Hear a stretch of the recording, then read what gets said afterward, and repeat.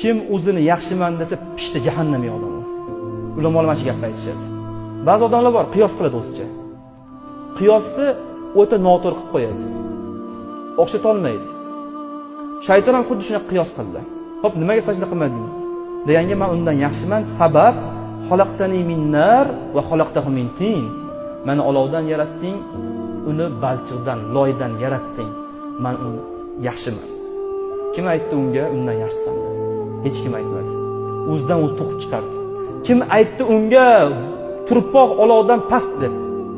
Kim aytdi unga olov turpoqdan yaxshiroq deb? O'shanga o'zimizda bir maqol bor. Hamma bug'doy man somon, hamma yaxshi man yomon. Juda katta gap. Shu oyatlarni mazmunidan olgan oldingilarimiz. Mana shu katta aqidaki akalar, biz qaysi bir holatda aytganimizdek ilm, Qur'on, boylik, mansab, martaba, jasad nima bo'lsa, o'zimiz yaxshi degan kunimizdan boshlab pishgan bo'lamiz. Mahliyo bo'lgan kunimizdan boshlab pishgan bo'lamiz. Jasadlarga qarab xursand bo'lgan kunimizdan boshlab pishgan bo'lamiz, tamom bo'lgan bo'lamiz. Ilmimizga mahliyo bo'lgan kunimizdan boshlab tamom bo'lgan bo'lamiz.